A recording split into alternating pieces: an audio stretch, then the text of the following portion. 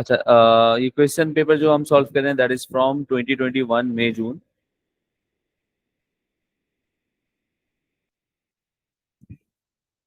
Okay, I am using GoodNotes. If you are using iPad तो आप GoodNotes download कर लीजिएगा. You can use GoodNotes. ठीक है.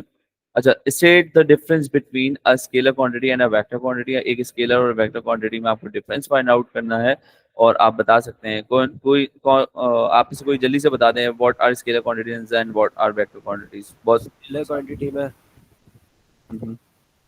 Vector के पास मैग्नीट्यूड और डायरेक्शन दोनों होती हैं और स्केलर के पास सिर्फ मैग्नीट्यूड. ओके, तो स्केलर्स की रिप्रेजेंटेशन के लिए सिर्फ और सिर्फ मैग्नीट्यूड की रिक्वायरमेंट होती है, राइट? और वेक्टर की रिप्रेजेंटेशन के लिए magnitude plus direction. Okay, that's great. मुझे स्केलर क्वांटिटी की एग्जांपल्स बता दीजिए जल्दी से. Speed and time. And mass. Speed. Distance. अच्छा, कौन सी दो लिखूं? डिस्टेंस, मास.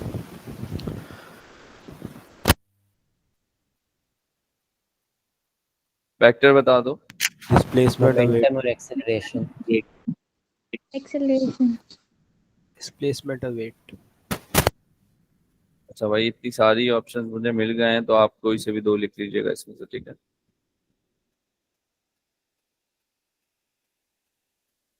Okay, next question. अब देखो, क्वेश्चन में क्लियरली मेंशन्ड है कि draw a labelled vector diagram. अब आपको यहाँ पे वेक्टर डायग्राम बनानी है. अब आपको यहाँ पे कैलकुलेशन मेथड यूज नहीं करना. अच्छा, एक प्रॉब्लम यहाँ पर आपको मैं दिखाता चलूं.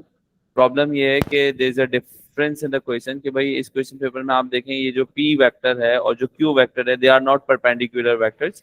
सो it means that this question this type of vector will not be given in your examination. आपको सिर्फ परपेंडिकुलर वेक्टर्स दिए जाएंगे, ऐसे वेक्टर जो कि एक दूसरे के 90 डिग्री हैं. सही है. तो इसके लिए मैं जल्दी से इसको अज्यूम कर देता हूँ. जो वेक्टर p है वो वर्टिकल है. इसकी मेजरमेंट आप कर लेंगे. सही है. ये टू स्केल डायग्राम है. सही है. तो आप इसको इसकी मेजरमेंट करके you are going to draw it. Is that clear to all of you? तो you can use head to tail rule here. कि आप क्या करेंगे कि Q, let's say Q is moving towards the left hand side. तो मैं कह रहा हूँ कि मैंने एज पर मेजरमेंट मैंने सूटेबल स्केल सिलेक्ट किया, उसके बाद Q ड्रॉ कर दिया. ठीक है. Then the tail of the second vector will be joined with the head of the first vector, and I am assuming that the P is perpendicular to it. Got it?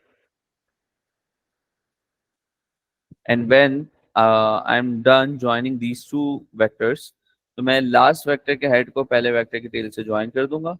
And this is the resultant vector, and the direction of the resultant will always be towards the last vector. Is that clear? Yes. सही है. अच्छा जी. Next question में हमसे पूछना है, a car approaches a set of traffic lights. ठीक है. The light change to red at time t is equal to 0. Light change हो गई है रेड में जब टाइम 0 है. Figure 2.1 shows the speed of the car changes with time. सही है. स्पीड ऑफ द कार जो है जिस तरह से टाइम के साथ साथ चेंज हो रही है वो मेंशन्ड है इस ग्राफ के अंदर. The car starts to slow down a short time after the red change after the light change to red. तो ये जैसे लाइट्स का 1.4. कलर चेंज हुआ रेड में, determine the time between the lights changing. सही. कितना टाइम लगा भाई, तो हम देख लेते हैं. So this is the time, right? So that is equal to 1.4. सही है. So the time is 1.4 seconds. ठीक है. What is meant by uniform acceleration? Acceleration बता दो, फिर यूनिफॉर्म एक्सेलरेशन बताओ. Constantly increasing speed. स्पीड का वर्ड बेहतर रहेगा. The change in velocity over time. Change in velocity upon time is called acceleration, और rate of change of velocity is called acceleration. लेकिन यहाँ पर जो वर्ड यूनिफॉर्म लिखा हुआ है इसका मतलब है constant Constant. Acceleration. Constant Or increase. Acceleration. Constant increase A uniform in velocity. increasing speed. okay, uniform change in velocity. Uniform change in velocity per unit time, or you can write uniform. Sir, instead of uniform, can we say constant or same? हाँ, constant rate of change of velocity. Is that clear?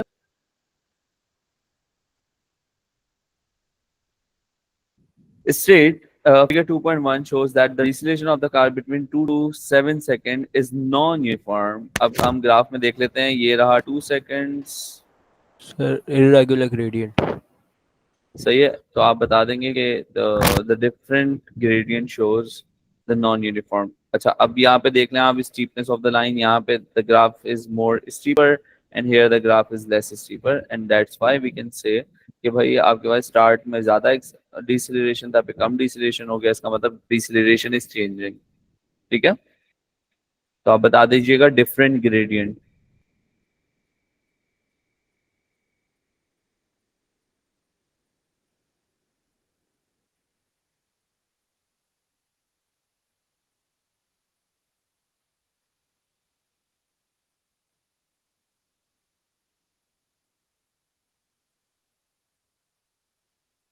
Is that clear?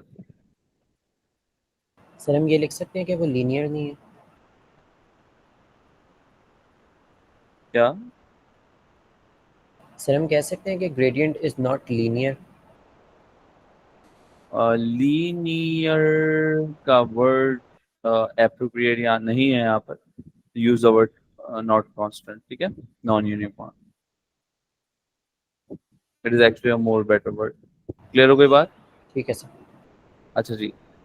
Determine the distance between the car travels from the moment the car it starts to slow down until it stops. सही है, जहाँ से car जो है वो slow down होने शुरू हुई, जब तक स्टॉप नहीं हो गई तब तक का हमें टोटल डिस्टेंस फाइंड आउट करना है. ठीक है, तो दिस इज द पॉइंट. दो ट्रायंगल एक रेक्टेंगल बन जाएगा, वापस का एरिया निकाल लेंगे. अच्छा, या तो फिर आप इसको यूं भी कर सकते हैं, एक ट्रेपीजियम ले लें,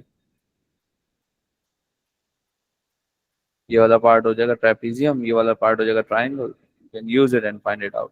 can you do that quickly? यहाँ कर लेता हूँ. एरिया 1 कह लेते हैं इसको, तो एरिया 2 कह लेते हैं. ट्रेपीजियम का फॉर्मूला होता है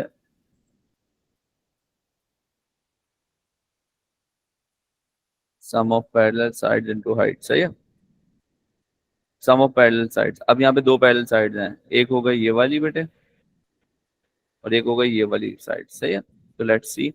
हमारे पास है 20 एंड 8, तो 20 प्लस 8 टाइम्स हाइट कितनी है हमारे पास, 1.4 से लेके 4 तक, ये वाली हाइट हो गई ना. एम आई राइट और नॉट? तो 1.4 से लेके 4 तक कितना हो गया, 2.6. एम आई राइट? गलती तो नहीं कर रहा कोई?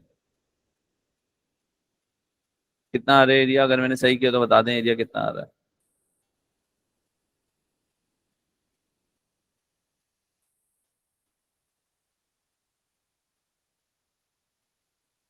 सर 36.4.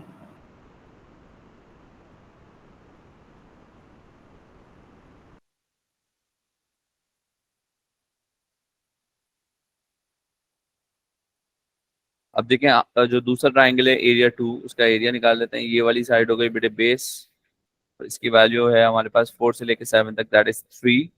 सही है, और इसकी हाइट हो गई हमारे पास 8. सही है, तो 2 4 जार 8 4 3 जार 12 मीटर्स हमारे पास. ये आ गया 12 प्लस 46, तो ये 48.4 हो जाएगा.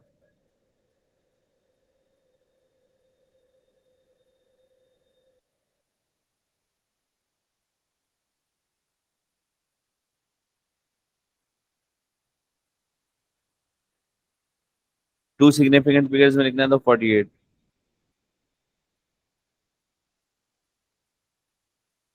इज दैट क्लियर बच्चों?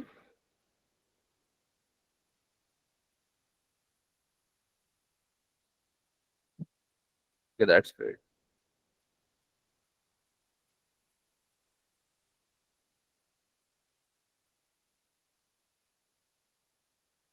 Question number 3, figure 3.1 shows a small break hanging from a Newton meter.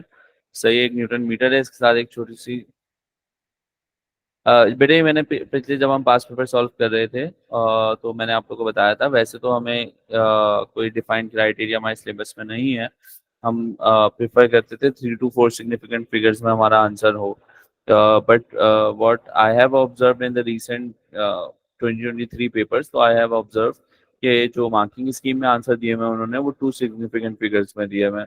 तो उसके लिए मैंने आपको वे आउट बताया था कि आप क्या करें, जैसे आपका आंसर आया 48.4, सही है, तो for on a safer side आप इसको इक्विवेलेंट का साइन बना के 48 मीटर्स कर दीजिए। अभी हमारा आंसर हो गया 2 सिग्निफिकेंट फिगर्स में। Is that clear? सर इसकी आदत नहीं है, अक्सर जल्दी जल्दी में करना भूल जाते हैं।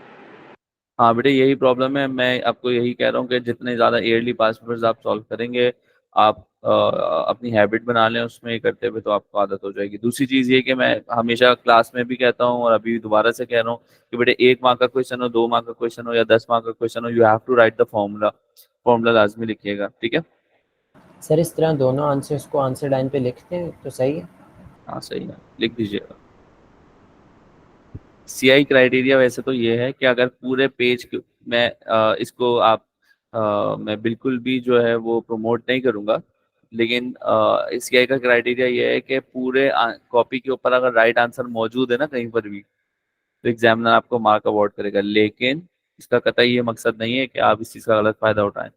सही है, हो सकता है कि एग्जामिनर की नज़र से ना गुजरे और वो फिर वहाँ पे मार्क आपको ना मिले, तो ये नहीं कीजिएगा प्लीज, क्योंकि स्कैन कॉपीज जाती हैं आपकी, और अगर ऐसे एरिया के ऊपर आपने लिख दिया है जो कि स्कैनिंग का पार्ट नहीं होना, और वहाँ आपने कुछ लिख दिया, तो फिर वहाँ पे मार्क डिडक्ट हो जाएंगे। सही है, तो इस चीज़ को प्लीज देख लीजिएगा।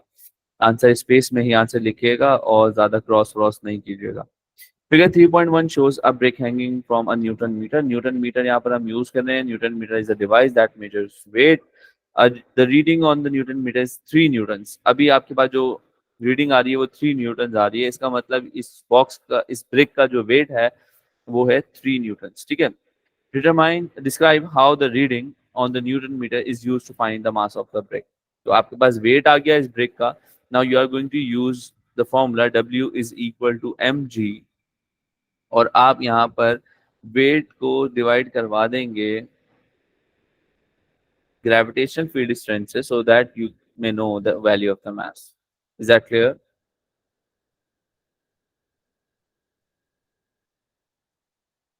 अच्छा जी। अब ये मूवमेंट का क्वेश्चन है, बहुत सारे बच्चों को मूवमेंट में अक्सर प्रॉब्लम होती है, तो वो प्रॉब्लम हम अब अभी इस क्वेश्चन में क्लियर करते हुए चलेंगे। सही है, तो I will be needing your attention. The same brick and the Newton meter are used in the apparatus shown in figure 3.2। हम सेम एपरेटस को यूज कर रहे हैं जो कि फिगर 3.2 में शो किया गया है। The newton metre is pivoted at its centre. इसको सेंटर से पिवट किया गया है, और न्यूटन सॉरी जो आपके पास जो मीटर रूल होता है, मीटर रूल ही था ना, हाँ, मीटर रूल जो होता है उसका सेंटर कहाँ पर होगा बेटा? What is the length of a metre rule? 50 50। 50 what? 50 centimetre. 50 centimetre. शाबाश। The reading on the newton metre is not shown. आपको रीडिंग यहाँ पे शो नहीं की गई है। अब आपसे पूछ रहे हैं state the principle of moments for a body in equilibrium. Principle of moment क्या होता है? Clockwise moments equals to anti-clockwise. Okay, clockwise moment is equal to anti clockwise moment.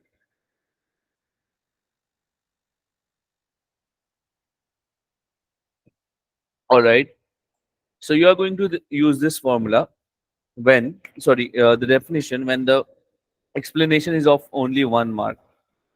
ठीक है, क्योंकि इन्होंने यहाँ पे इक्विलिब्रियम का वर्ड ऑलरेडी मेंशन किया हुआ। अगर सिर्फ कहा जा रहा है प्रिंसिपल ऑफ मोमेंट, तो आप पूरा डिफाइन करेंगे। मैं पूरी डेफिनेशन लिख देता हूँ।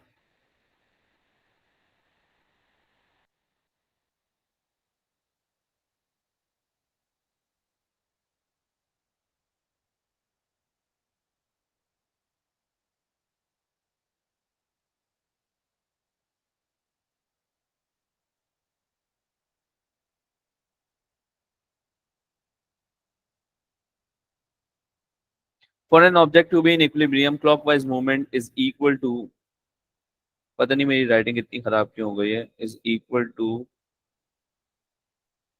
Anti clockwise movement. .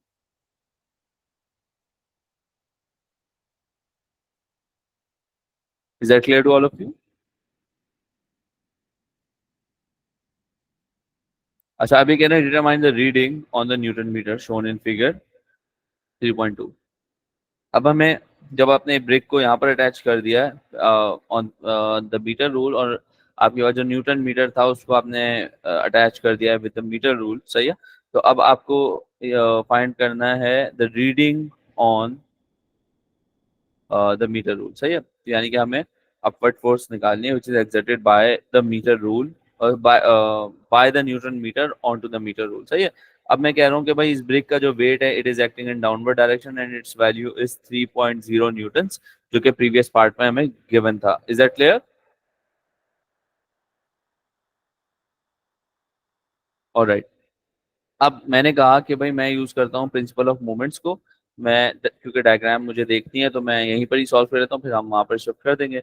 मैं कहता हूँ कि भाई क्लॉक वाइज मूवमेंट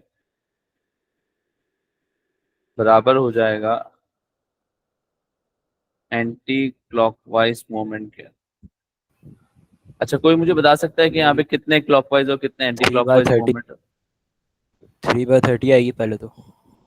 अच्छा देखिए 3 न्यूटन मीटर, आप, 30 सेंटीमीटर फ्रॉम द पिवट। अच्छा जी, आपके पास ये वाली जो फोर्स है जो आपके पास ये न्यूटन मीटर लगा रहा है, it is in upper direction और इसके ये हिसाब से एंटी ये क्लॉकवाइज है। क्लॉकवाइज हो जाएगा, और वेट जो है वो क्या हो जाएगा? Anti clockwise. Anti clockwise move हो जाएगा। तो आपके पास जो अपवर्ड फोर्स है उसको मैं एफ कह लेता हूँ, और इसका डिस्टेंस फ्रॉम द पिवट, बेटा मूवमेंट आर्म, ये डी जो है एफ इंटू डी होता है ना फॉर्मूला, तो ये एफ जो into D, D, F into D. शाबाश, ये डी जो है वो कोई नॉर्मल डिस्टेंस नहीं होता, it is the distance from the pivot and the line of action of force. Pivot से लेके line of action of force तक का डिस्टेंस क्या कहलाता है बेटे? मोमेंट आर्म, सही। अब मोमेंट आर्म यहाँ पर बेटे ये रहा line of action of force and here is the pivot, और इनके दरमियान जो डिस्टेंस है वो है 20 सेंटीमीटर। तो मैं लिख रहा हूँ F times 20। Is that clear? Is equal to जो दूसरी फोर्स है वो है हमारे पास 3 न्यूटन्स, और उसका line of action of force ये रहा एंड पिवट ये रहा। बच्चे क्या करते हैं, ये फोर्स देखते हैं ये, और यहाँ से यहाँ तक का डिस्टेंस दिया हुआ है वो 10 लेके आंसर निकाल लेते हैं। दैट इज रॉन्ग मेथड, सही। आपका आंसर गलत हो जाएगा, you will not be awarded any mark. 1 mark फॉर्मूले का मिल जाएगा अगर आपने लिखा है तो मैं कह रहा हूँ आपसे कि आप लेंगे पिवट से line of action of force तक का डिस्टेंस। तो this total distance is how much? 3 times 30. So F is equal to 3 times 30 divided by 20. बताइएगा मुझे क्या आंसर आ रहा है? 4.5? जी सर। 4.5। बच्चों यहाँ पे कोई ऐसा बच्चा जिसको कोई प्रॉब्लम हुई हो, कोई confusion, please raise your hand if it's clear.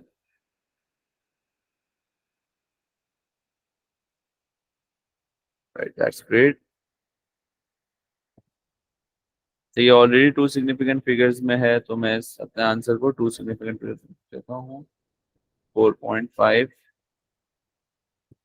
ठीक है, ओके। अब ये आपसे कह रहे हैं कि भाई आपने क्या किया है, a beaker of water is placed so that the brick is partly submerged in the water। brick को जो है वो आधी submerge हो गई है water के अंदर। shown in figure 3.3 the apparatus is adjusted so that the rule is horizontal। इस तरह से adjust किया है कि rule जो है वो horizontal रहे, सही है।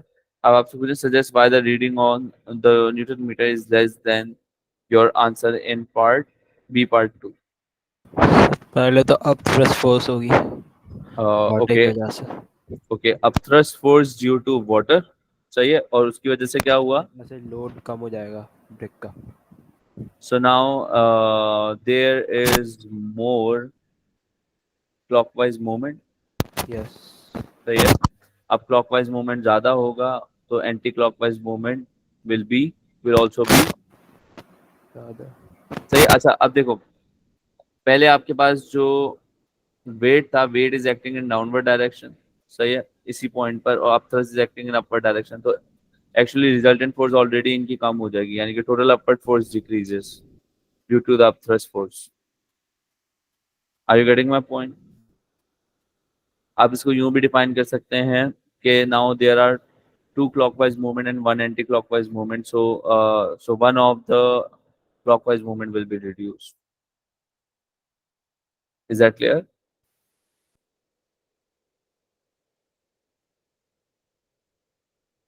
So yeah. Okay, next question. Question number 4. In a demonstration, a teacher uses a loud ticking clock.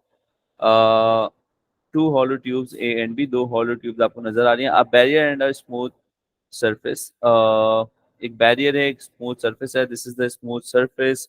ये दो ट्यूब्स हो गई, ये हो गई टिकिंग क्लॉक, ये हो गया हेयर. आप जहाँ से इसको ऑब्जर्व कर रहे हैं, the clock is used as a source of sound. Figure 4.1 shows tube A and the clock both fixed in the position on the left of the barrier. यानी क्लॉक और एक ट्यूब जो है वो बैरियर के लेफ्ट साइड पर है. और the sound from the ticking clock along the tube A and is incident on the surface, यानी कि यहाँ से निकल रही है, ट्यूब A से पास हो रही है और इस सरफेस पर इंसिडेंट हो रही है. Till the end of the paper. बेटे पेपर एंड करेंगे इंशाल्लाह हम लोग. Okay. A student listens to the sound passing along tube A, sorry, B के थ्रू पास हो रही है, which is on the right of the barrier. On figure 4.1, draw tube B in a position where the sound is heard by the student is loudest. सही है. तो actually जो sound student को सुनाई देगा, that is because of the reflection of the sound. The sound is going to hit the surface. और जब फिर इसके आप, करीब कर देंगे ट्यूब को. ठीक है, जितना एंगल ऑफ इंसिडेंस होगा उतना ही एंगल ऑफ रिफ्लेक्शन होना चाहिए. एम आई राइट और नॉट? यस क्या अभी एंगल ऑफ इंसिडेंस और एंगल ऑफ रिफ्लेक्शन बराबर है? यस. नहीं नहीं. नहीं. तो जितना एंगल से यहाँ से ये साउंड वेव इंसिडेंट कर रही है, उतनी एंगल पे रिफ्लेक्ट करेगी. तो आप क्या करेंगे? Ideally do not use the protractor, but ideally आप ड्रॉ कर देंगे. सही है. सही है सर. अच्छा जी. अब जो आपने लिखा है उसको आप एक्सप्लेन कर देंगे कि भाई क्योंकि sound is heard due to the reflection of the sound and the maximum sound will be heard और the loudest sound will be heard when angle of incidence is equal to angle of reflection. Is that clear?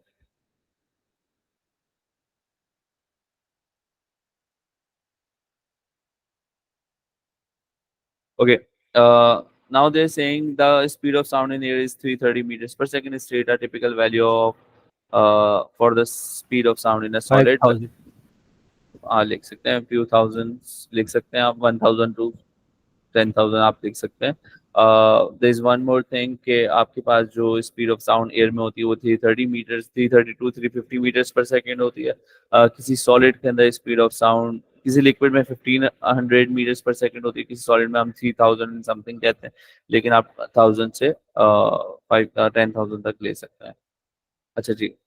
Next question, question number 5. Figure 5.1 shows a method of producing sandpaper using static electricity. Static electricity को use करते हुए ये sand paper की production कर रहे हैं. यहाँ पर glue is spread on the moving paper. जो पेपर मूव कर रहा है उसके ऊपर ग्लू ऑलरेडी लगा हुआ है. The sticky paper then passes between two metal plates. और ग्लू लगता है, फिर वो दो मेटल प्लेट्स से पास होती हैं. अच्छा जी.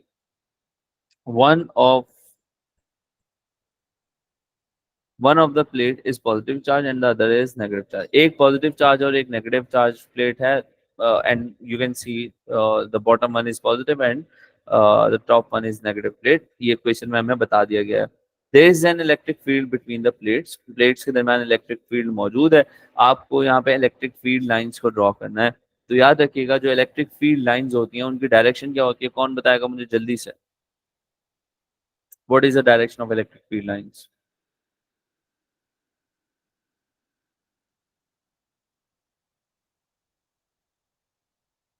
नहीं यार? Anyone? Positive to negative. Okay, it always from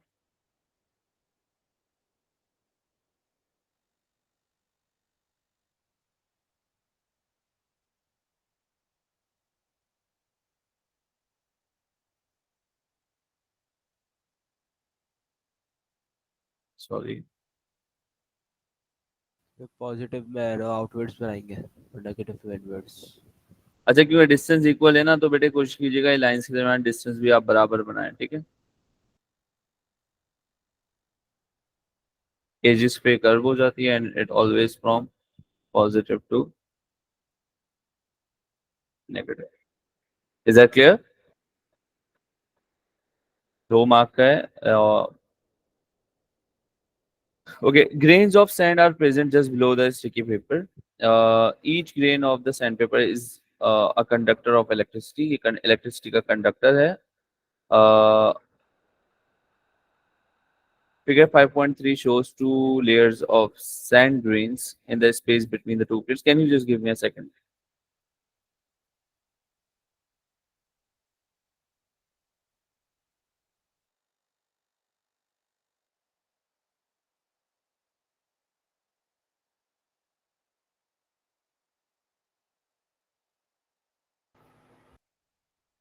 जी बच्चों,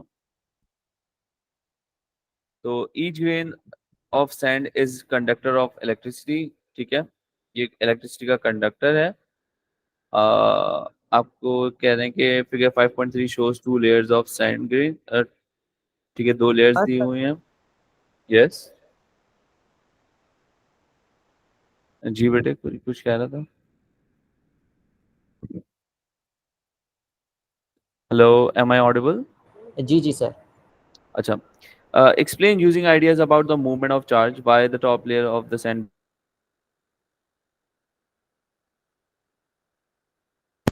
सर आपकी आवाज़ चली गई।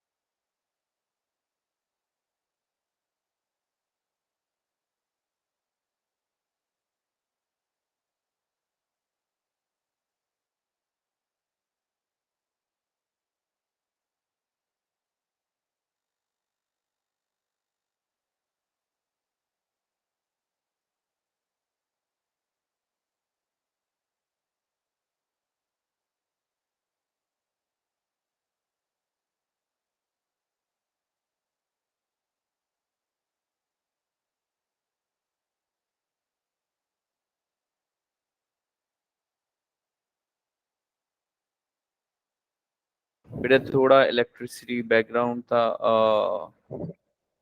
ब्रेक डाउन था, जिसकी वजह से I left the meeting, router of हो गया था। So sorry for the disconnection. Am I audible right now? Yes sir. Background इतना चला भी मेरे दिमाग में, सिर्फ बैकग्राउंड ही चल रहा है।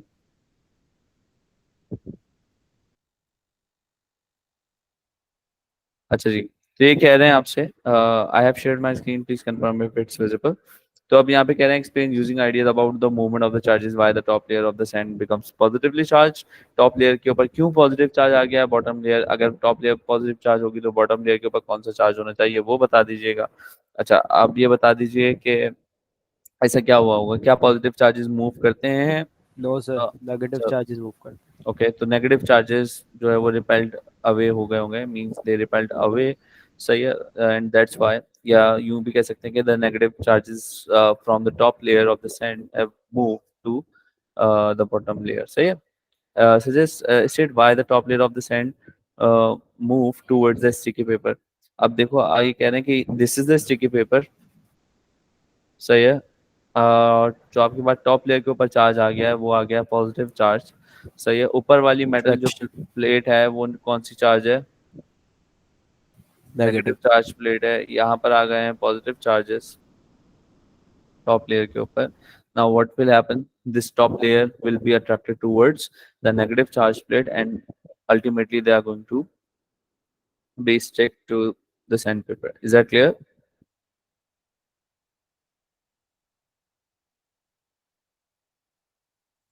अच्छा जी, ये थोड़ा अजीब सा सवाल है, इसको हम जल्दी से देख लेते हैं। आई थिंक सो हमने इस तरह का कुछ पढ़ा हुआ है क्लास के अंदर। A student receives an electric shock, एक इलेक्ट्रिक शॉक लगा है बच्चे को।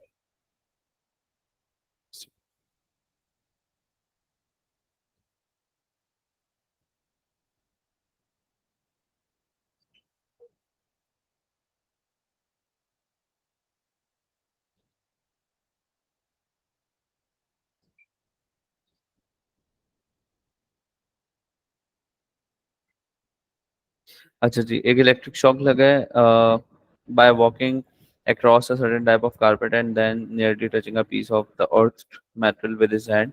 जैसे उसने कारपेट पे चला और उसके बाद किसी मेटल हैंडल को टच कर दिया, अर्थ विच इज अर्थ, ठीक है, यानी कि उसको कनेक्टेड है अर्थ से, ठीक है, तो उसको करंट लगा। The potential difference between the hand and the metal is 2000, voltage is given, the charges transferred is this much, calculate the energy transferred। energy transferred हमें निकालना है, तो एक फॉर्मूला हमने पढ़ा था, voltage is equal to work done per unit charge और energy transferred per unit charge, सही है। work done is equal to energy transferred, we have already discussed। तो एनर्जी बराबर हो जाएगी यहाँ पे वोल्टेज टाइम्स चार्ज, सही है। वोल्टेज हमारे पास है 2000, ठीक है, और अमाउंट ऑफ चार्ज हमें गिवन है 4.0 इंटू 10⁻⁻⁴ कूलम्स। मुझे बता दीजिए what's the right answer. 0.8। So 0.8 joules. Is it clear बच्चों, यहाँ तक कोई प्रॉब्लम? इसको स्टैंडर्ड फॉर्म में तो नहीं करना था। नहीं, जरूरत नहीं। 0.80 लिख देना टू सिग्निफिकेंट फिगर्स में।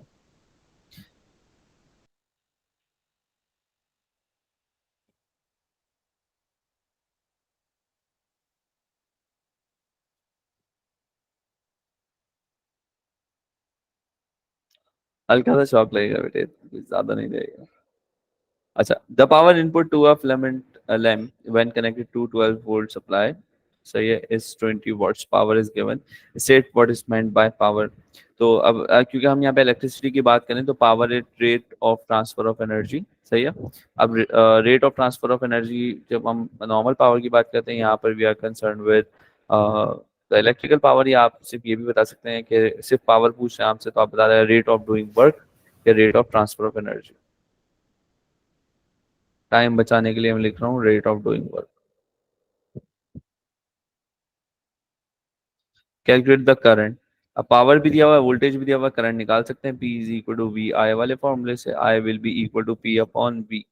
पावर इस क्वेश्चन में हमारे पास गिवन है 20 watts and the voltage is 12। Can you please calculate it quickly? 1.66। 1.66 which is approximately equal to 1.7 amperes, ठीक है।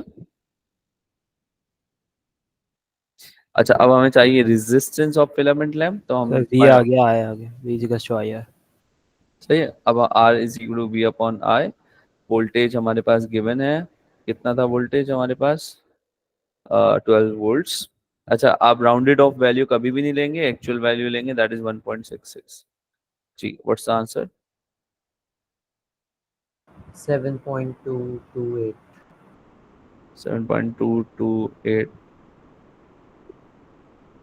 7.2 ohms is the right answer, ठीक है। अच्छा जी, अभी कह रहे हैं the filament in another lamp is made up of from a thinner wire, thin wire है, लेंथ सेम है, made from the same material से बना हुआ है। इसके लिए जहाँ तक मुझे याद आ रहा है एक फॉर्मूला हमने पढ़ा था, R is equal to rho L over A। ये वाला फॉर्मूला सबने पढ़ा है?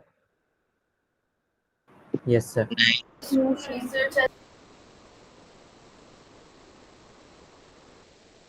नहीं पढ़ा? पढ़ा। पढ़े सर। No, sir. उसमें करंट इलेक्ट्रिसिटी में आपने पढ़ा होगा। अगर नहीं पढ़ा तो मैं भी बताता हूँ कि resistance is directly proportional to the length of the conductor, या और it is inversely proportional to the cross sectional area.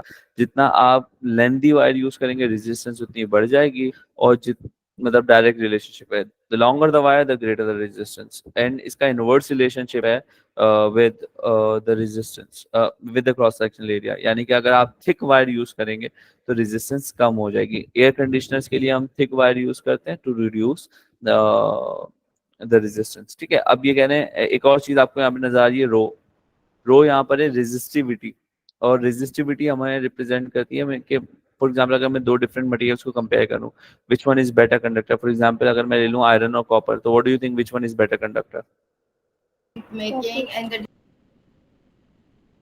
Copper, which means if the copper is a good conductor, so it means that it must have different value of resistivity than iron। सही है, तो ये हमें बताता है। अच्छा, अब ये कह रहे हैं थिनर वायर है। अब मैंने आपको बताया थिनर वायर से क्या होगा, क्रॉस सेक्शन एरिया को आपने रिड्यूस कर दिया, क्रॉस सेक्शन एरिया कम हो गया, तो what will happen with the resistance of the wire? Will it increase, decrease, or what will happen? Sorry, Increase. it will increase। So state and explain how using thinner wire in filament affects the power input to the lamp। किस तरह से affect करेगा?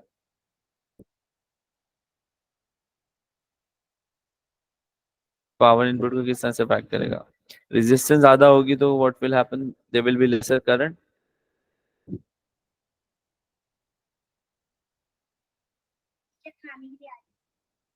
Class के बाद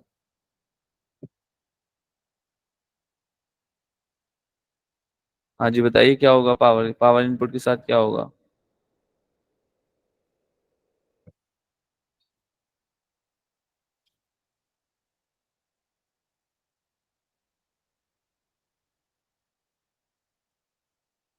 भाई resistance ज्यादा होगी तो करंट की वैल्यू कम हो जाएगी ना।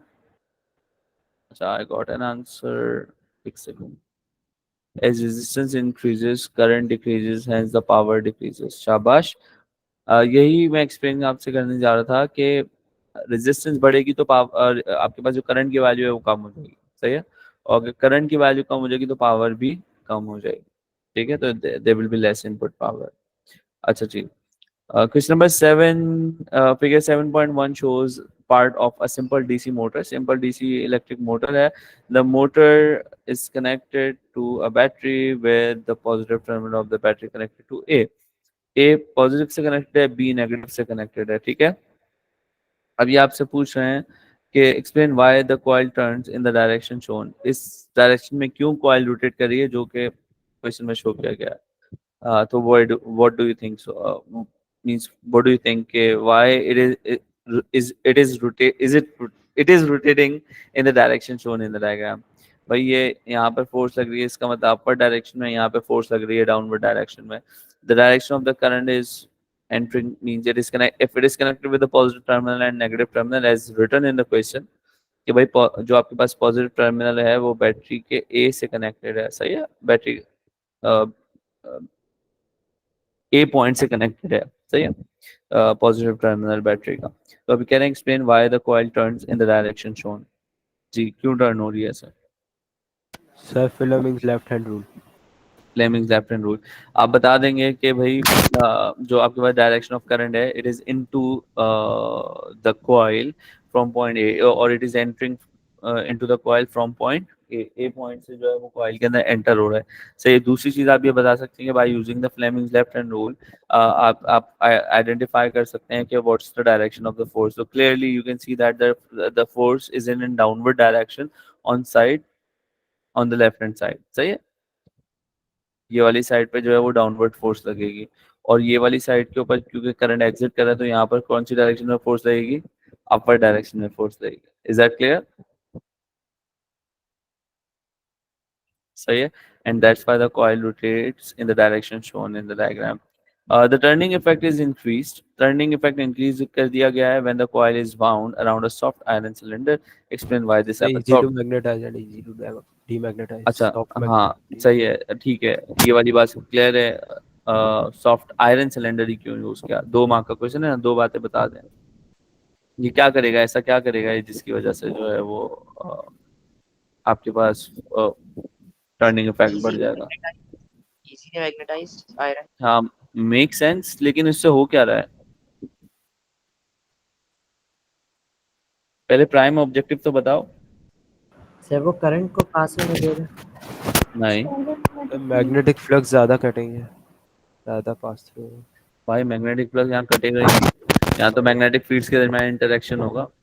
यहाँ पर होता ही है कि सॉफ्ट आयरन सिलेंडर की वजह से मैग्नेटिक सारी की सारी मैग्नेटिक फील्ड लाइन जो है वो इस सॉफ्ट आयरन सिलेंडर से मूव होना शुरू कर कॉइल है। जाती है। बात समझ आ रही है? सही है, सही है। तो जिसकी वजह से जो है मैग्नेटिक फील्ड जो है वो स्ट्रॉन्गर हो जाती है। शाबाश तानिया बेटे।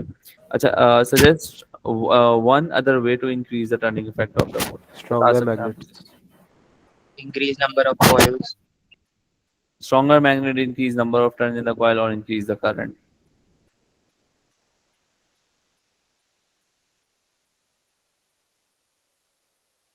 अच्छा जी, ये भी फिर पोटेंशियल डिवाइडर का देखो, अब तक हमने कितने क्वेश्चन अटेम्प्ट किए, 4 क्वेश्चन, और मुझे याद आ रहा है 4 में से 3 में तो पोटेंशियल डिवाइडर का कॉन्सेप्ट आया हुआ है। सही है, ये 5वां पेपर है, 5 में से 3 में तो आया हुआ है, ऐसा ही है। और मैं अब एक्सपेक्ट करता हूँ आप सबको पोटेंशियल डिवाइडर का कॉन्सेप्ट आ चुका होगा, और आप सब मुझे सॉल्व करवाएंगे क्वेश्चन, ठीक है। अच्छा जी, figure 8.1 shows the potential divider circuit containing 2 resistors R1 and R2। 2 resistors हैं R1 and R2 as shown in figure। Input voltage है 6 volts, ठीक है। Complete the table 8.1 to show that the output voltage for different values of the resistances of the 2 resistors। सही है, अब आप क्या values होंगे इनकी, the value of the voltage is given। अब कह रहे हैं कि जब 8 ohms and 8 ohms है। सर सेम है तो डिवाइड बाय 2 हो जाएगा। अच्छा, अब जब हमने डिस्कस किया है कि पोटेंशियल डिवाइडर के अंदर जो है वो करंट जो है वो सेम होता है एंड वोल्टेज डिफरेंट होता है, क्या हमने ये नहीं पढ़ा? Have we discussed it? Yes. And हमने पढ़ा है कि भाई वोल्टेज इस तरह से डिफरेंट होता है कि voltage is directly proportional to current. अब जब 2 रेजिस्टर्स की रेजिस्टेंस बराबर है तो वोल्टेज भी इक्वली डिवाइड हो जाएगा, सही है। तो अब आउटपुट वोल्टेज अटैच्ड है R2 के साथ, 6 सही है, divided by 2। 6 divided by 2 simply, तो ये आ जाएगा 3 वोल्ट्स, ठीक है। अभी आपसे कह रहे हैं कि भाई जो R1 की रेजिस्टेंस वो 800 कर दिया, R2 की रेजिस्टेंस 1200 कर दिया। अब voltage, what will be the voltage across R2, तो इसके इसमें लिए रेशियो मेथड यूज कर ले।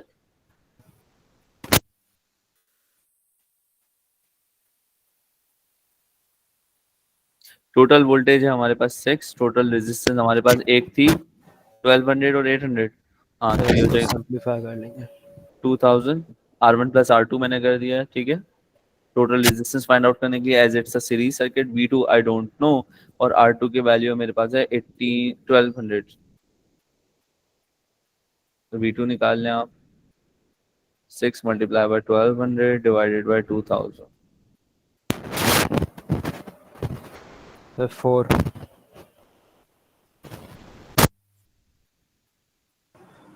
Are you all? सॉरी 3.6। 3.6। तो द आंसर इज 3.6 वोल्ट्स, ठीक है।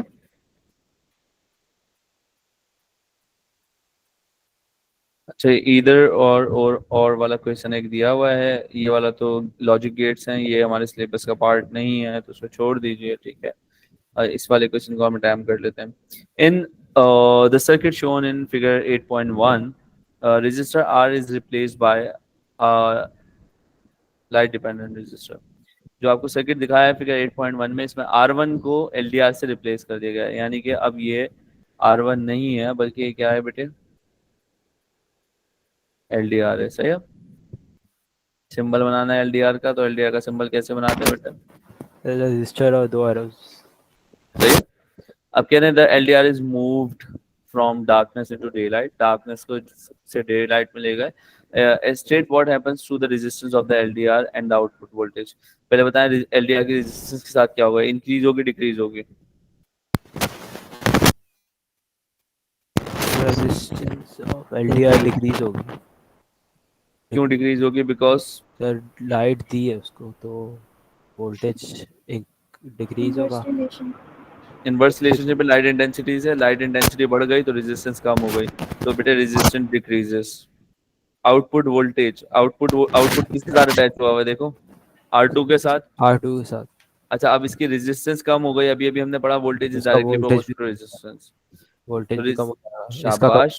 इंक्रीज हो जाएगा। तो इसकी रेजिस्टेंस कम हुई है तो इसके क्रॉस वोल्टेज भी कम हो जाएगा बेटे। अगर LDR के क्रॉस रेजिस्टेंस वोल्टेज कम हो गया तो आपका आउटपुट वोल्टेज इंक्रीज हो जाएगा।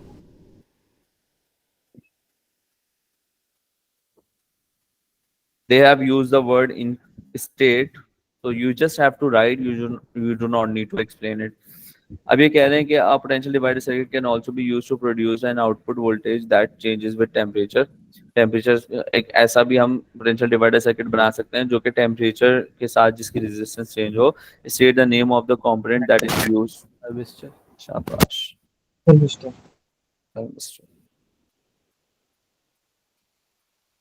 अच्छा जी, figure 9.1 represents the conversion of the energy in a mobile phone. आप बताएं बैटरी के अंदर कौन सी एनर्जी स्टोर होती है? केमिकल। केमिकल। अच्छा, useful output energy from the battery. Electrical. अरे बच्चे, इलेक्ट्रिक। बैटरी पूछा है ना। बैटरी पूछा, सेलफोन नहीं पूछा। इलेक्ट्रिकल जी। सही है। इसलिए two useful output forms of energy from the mobile phone now. Light और साउंड।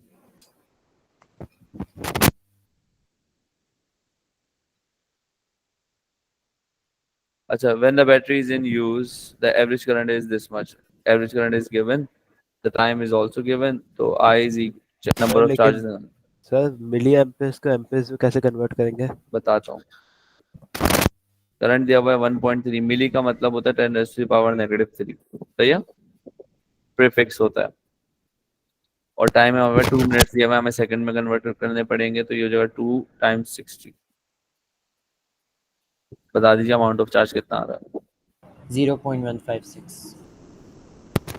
जी सर।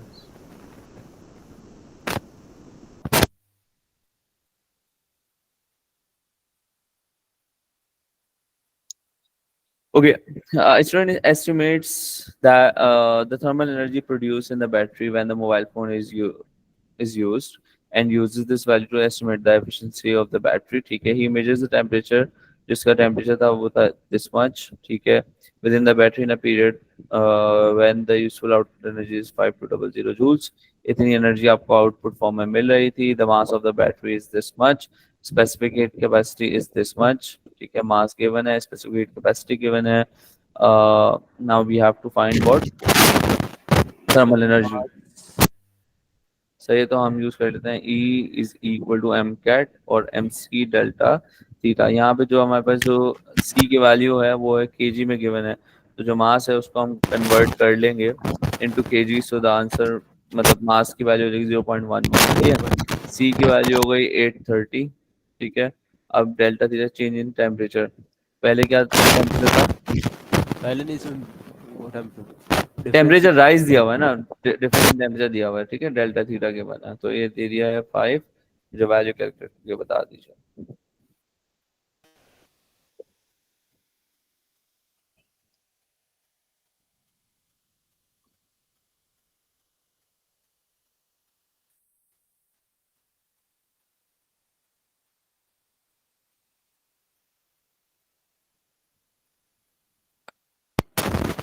और 56.5।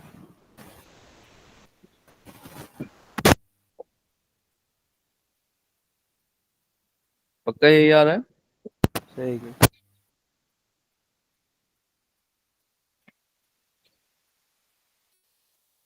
जी सर। अच्छा जी। State what is meant by efficiency। तो आपसे फॉर्मूला भी लिख सकते हैं यहाँ पे, एफिशिएंसी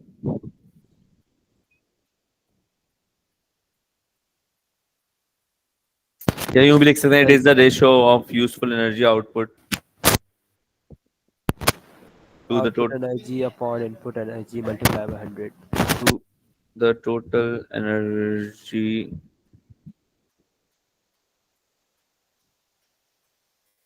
अगर परसेंटेज में चाहिए होती है तो टाइम्स 100, ठीक है।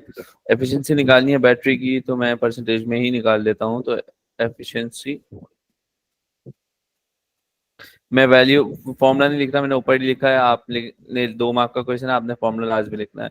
आपको जो एनर्जी आउटपुट मिल रहा है बेटे, टोटल एनर्जी इनपुट दिया हुआ है, इनपुट हमने निकाला है। टोटल एनर्जी इनपुट इन्होंने, अच्छा इतना आउटपुट हमें मिल रहा था।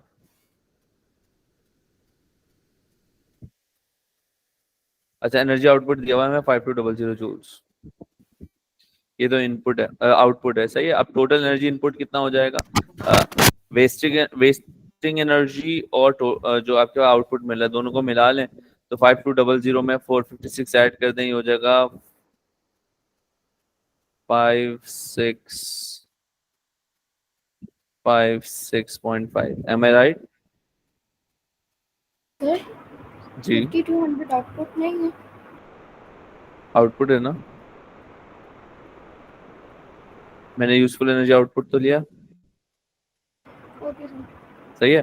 टोटल एनर्जी इनपुट में मैंने आउटपुट और वेस्टिंग एनर्जी को ऐड कर दिया तो टोटल इनपुट मिल गया मुझे, सही है। वैल्यू बताओ कितनी आ रही है।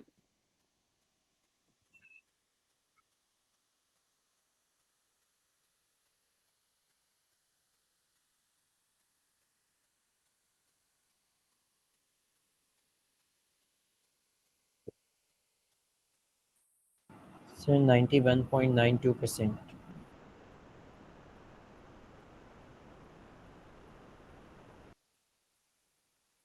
Is that clear?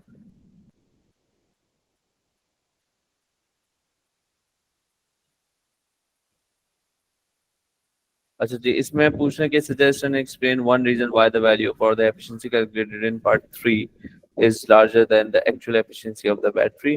सही है। अब आपने जो वैल्यू यहाँ पे कैलकुलेट की है एफिशिएंसी वो ज्यादा कैलकुलेट हुई है एक्चुअल हीट लॉस एफिशिएंसी। होता है हाँ असली में, हीट लॉस होता है इसमें भी हुआ, इसमें भी हुआ है। सर।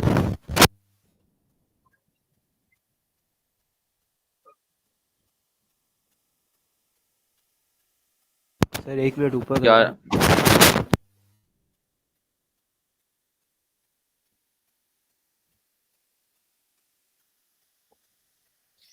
थर्मल एनर्जी लॉस की तो बात की है ना इन्होंने, हीट एनर्जी की बात की है ना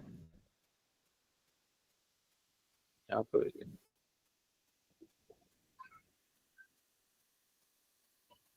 चलो मैं जल्दी से बता देता हूँ फिर हम नेक्स्ट पार्ट पे चलते हैं, नेक्स्ट क्वेश्चन पे चलते हैं क्योंकि टाइम इज शॉर्ट। यहाँ पे बेटा द प्रॉब्लम है इसके जो हीट एनर्जी इन्होंने हमें दी हुई है ये वो हीट एनर्जी दी हुई है जो कि सिर्फ बैटरी का टेम्परेचर इंक्रीज कर रही है, वो भी तो हीट एनर्जी होगी जो एनवायरनमेंट में लॉस हो रही होगी। ओह सही। सही है, तो आप बता देंगे energy loss into the surrounding, सही है, in form of thermal energy. Is that clear? तो इसका मतलब थर्मल एनर्जी की वैल्यू गिवन वैल्यू से या मेजर्ड वैल्यू से ज्यादा है। अच्छा जी, figure 10.1 shows a water wave moving from a deep region to shallow region, deep region से शैलो रीजन में मूव कर रही है। आपको क्रैश शो कर दिए गए हैं, कह रहे हैं the water wave is made by dipping the wooden bar up and down in the water, the bar makes 10 complete up and down movement in 5 seconds. सही है, 5 सेकंड में 10 complete up and down movement है, सही है। अब ये कह रहे हैं कि determine the wavelength of the wave in the shallow region. अब जैसे ही वो वेवलेंथ बच्चा देखता है तो वो कहता है कि मैं यूज करूंगा v is equal to f lambda. अब ये ना यहाँ पे आपको स्पीड पता है ना फ्रीक्वेंसी पता है, वेवलेंथ नहीं पता चल सकती, ठीक है। तो इसके लिए हम क्या कर सकते हैं कि हम डायग्राम को यूज करेंगे। तो we are going to count the number of wave fronts for this 12 centimetre. तो बेटा देखो ये हो गई वन वेव, वन क्रैश से दूसरे क्रैश तक एक wave, 2 3 and 4, so 4 waves, 4 wavelength का जो साइज है वो है 12 centimetre. so what should be the size of one?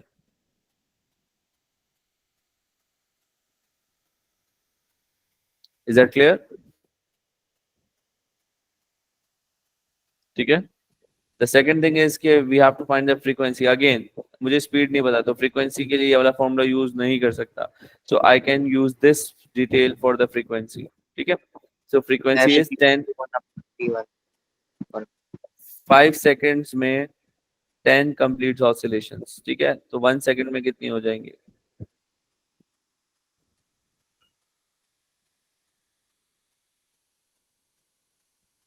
Is that clear?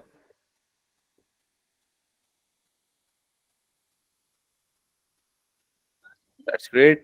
Determine the speed of the water wave in the shallow region. तो ये हो जाएगा v is equal to f lambda. Frequency मुझे पता चल गई है 2 है, wavelength थी 3 centimeters, तो ये हो जाएगा 6 centimeters per second. Is that clear बच्चों?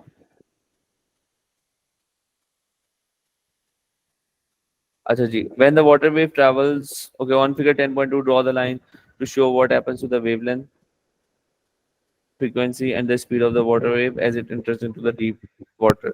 Whenever the water shallow से deep में change करेगी तो frequency के ऊपर कोई फर्क नहीं पड़ता है, it stays the same. Is that clear? Yes. और जब wavelength increase हो रही है, इस फॉर्मूले से हमने पढ़ा है v is equal to f lambda. जब frequency के ऊपर कोई फर्क नहीं पड़ रहा तो wavelength और speed का direct relationship है. तो बेटा अगर यहाँ पे wavelength increase हो रही है तो speed को भी increase होना चाहिए. It यही क्या बात हुई? It doesn't mean कि भाई आपके पास हमेशा जो बॉक्स खाली बच रहा है वो उसको भी ज्वाइन करना है. नहीं, जो लॉजिक है वो है यूज योर कॉन्सेप्ट. सही है? Is that clear to all of you?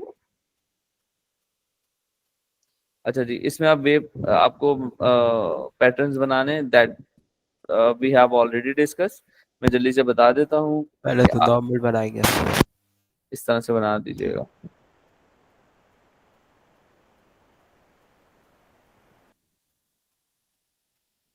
इस तरह से बनाने की वजह क्या है वो मैं बता देता हूँ आपको. ठीक है, जल्दी से आप लॉजिक सुन लीजिए. आई थिंक इसके बाद हमारे पास एक क्वेश्चन रह गया है. अभी भी रहते हैं क्वेश्चंस. चलो इस पर टाइम करेंगे पूरे पेपर में आज.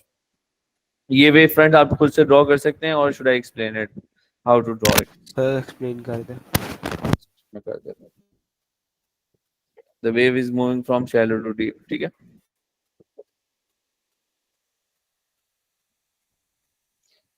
इस सरफेस पे मैं बना देता हूँ नॉर्मल. बना दूं बच्चों नॉर्मल?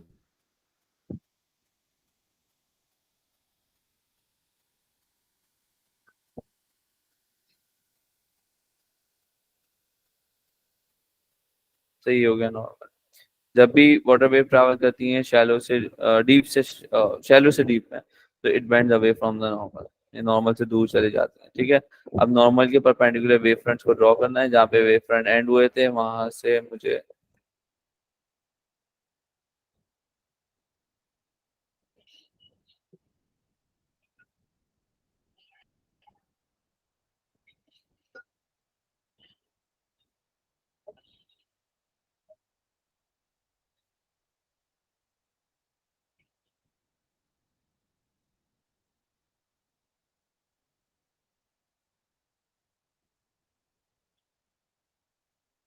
मैं जल्दी बना रहा हूँ, आप रूलर से बना सकते हैं. Is that clear? बाकी के वेव फ्रंट्स को कंप्लीट कर लीजिएगा.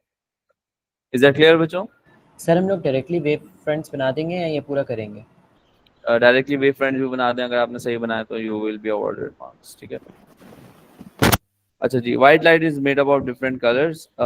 State the name of the 4 colors in visible spectrum and place them in order from smallest frequency, smallest wavelength to the largest wavelength. सबसे लार्जेस्ट वेवलेंथ होती है red की. Red. फिर स्मॉलेस्ट होती है वायलेट की. बीच में इंडिगो और ब्लू. चलेगा. अच्छा, अभी कह रहे हैं a narrow beam of white light is split into different colors. Figure 10.4 shows the rays of light emitted from a lamp. Complete figure 10.4 to show a narrow beam. एक नैरो बीम है भाई, ये भी शो करना है. ठीक है, आपको क्वेश्चन में मेंशन्ड है कि a narrow beam is produced from these rays and how a spectrum is shown on the screen. तो इसमें डिस्पर्जन होगी कैसे? अच्छा मैं बताता हूँ. आपको एपरेटस को कंप्लीट करना है तो आप सबसे पहले बना देंगे यहाँ पे कार्डबोर्ड बना देंगे. ठीक है, और इसमें बना देंगे एक नैरो गैप, सही है, so that only one narrow beam is emitted from the lamp to the prism. अब आप बना देंगे यहाँ पे glass prism. Is that clear?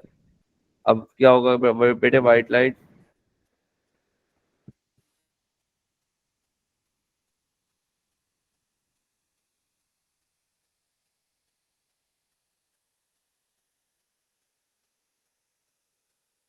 White light जैसी ग्लास प्रिज्म में एंटर होगी तो इट स्प्लिट्स इनटू 7 कलर्स। आपको सबसे पहले मिल जाएगा रेड कलर, फिर आप उसी पैटर्न में ड्रॉ कर देंगे सारे कलर्स को, ठीक है। और सबसे ज्यादा जो बेंडिंग आपको मिलेगी वो violet colour. Violet sir, violet ऊपर नहीं होगा? नहीं, कौन बताएगा वायलेट सबसे ऊपर क्यों नहीं होगा? सबसे ज्यादा बेंडिंग होती है बेटे वायलेट कलर में, because it has more refractive index, ठीक है। सर तो बैंडिंग ऊपर नहीं होगी? नहीं ना, देखो आपके इसके एक्चुअल पाथ से कौन सबसे ज्यादा बेंड हुआ है, देखो इसका जो एक्चुअल पाथ था इट इज दिस वन। सबसे ज्यादा बेंडिंग किसमें हुई है, डेविएट किसने किया सबसे ज्यादा? अच्छा जी, लास्ट क्वेश्चन की तरफ आ जाइए बच्चों। This question says that a highly radioactive source that emits beta particles, में ये emit करता है beta particles को, is a few centimeter away from a detector, कुछ मीटर दूर है। State the name of the particle which has the same mass and charge as the beta particle, तो उसका नाम होता है इलेक्ट्रॉन्स, ठीक है। State and explain why metal casing in figure 11.1 is used, सही है। अब यहाँ पे फिगर 11.1 में आपने क्यों यूज किया बेटे, यहाँ पे जल्दी से बताइए। मेटल केसिंग ताकि radiations of beta particles and radiations बाहर ना निकल जाएं, सही है, तो एक्सपोजर से बचा रहे रेडिएशंस के, ठीक है। अच्छा जी, state and explain what happens to the number of particles detected in a minute as the radioactive source is moved a few centimetres away. आप थोड़ा सा फ्यू सेंटीमीटर दूर लेके चले जाएंगे, कम हो जाए, कम आएगी थोड़ी सी कम आएगी, सही है। और मोर देन अ मीटर अवे, बहुत थोड़ा सा और ज्यादा दूर लेके चले जाएं, तो अब आपके पास सिर्फ और सिर्फ, क्योंकि क्वेश्चन में लिखा हुआ था कि ये सिर्फ क्या करता है, बीटा पार्टिकल को एमिट करता है, तो अब आपके पास, क्योंकि beta particles can not travel much into air but it travels more than alpha particles, but ये भी ज्यादा ट्रैवल नहीं करते, फ्यू सेंटीमीटर अवे ट्रैवल। जैसे आपने मूव किया तो थोड़ा स्लाइड चेंज आएगा काउंट रेट के अंदर, लेकिन आज जब आपने इसको more than a metre move करा दिया तो there will be a great change, सही है, इन other count rates, ठीक है। अब a nucleus of strontium Sr9T decays by beta emission to nucleus of yttrium। अब आपने पढ़ा है कि बीटा डीके जब भी होता है तो न्यूक्लियन नंबर पे कोई डिफरेंस नहीं पड़ता। न्यूक्लियन नंबर बेटे पहले थे 90, अभी भी कितने हो जाएंगे 90। अब जब न्यूक्लियन नंबर पे कोई फर्क नहीं पड़ा तो बीटा पार्टिकल के ऊपर भी बीटा पार्टिकल के कोई न्यूक्लियॉन्स नहीं होते, सही है। और हमने डिस्कस किया कि proton number, if the proton number was 38 तो अब कितना हो जाएंगे 39। Proton number is increase by 1। Is that clear to all of you? Yes. अच्छा, nuclear fusion reaction differs from nuclear fission reaction. Nuclear fusion और fission में क्या difference है जी? फ्यूजन में न्यूक्लियर टूटता है और फिजन में नहीं, सॉरी, फ्यूजन में बनता है, फिजन में टूटता है। ओके, न्यूक्लियर फ्यूजन रिएक्शन में दो लाइटर न्यूक्लियर मिलते हैं, आपस में कंबाइन होते हैं और एक हैवी न्यूक्लियस बना देते हैं, और फिजन में आपके पास एक हैवी न्यूक्लियस स्प्लिट होता है डॉटर न्यूक्लियाई के अंदर, सही है। फिर लास्ट पार्ट में आपसे पूछना, describe the conditions required for the nuclear fusion reaction to take place. 4 condition हमने पढ़ी थी, high temperature, high pressure, high density, सही है, और high kinetic energy. Is that clear? एक बार वापस बता, हाई टेम्परेचर, हाई प्रेशर और high temperature, high pressure, high kinetic energy and high density। Okay, सही है, तो आप इस तरह से लिख सकते हैं। Is that clear to all of you? ठीक है, तो आज के लिए इतना ही, इंशाल्लाह पे मिलते हैं नेक्स्ट क्लास में। That is scheduled on Wednesday इंशाल्लाह, ठीक है बच्चों। On side office, thank you. Wednesday को जो ऑन साइड होगी उसके बारे में बता दूंगा, ऑनलाइन तो होनी ही है, ठीक है। So that's कल all होगी from my ऑनलाइन? side। कल भी अल्लाह शायद हाफ़िज़। ऑनलाइन हो, I will let you know. अच्छा ठीक है बेटे, अल्लाह हाफ़िज़ सर। ओके बेटे, अल्लाह हाफ़िज़।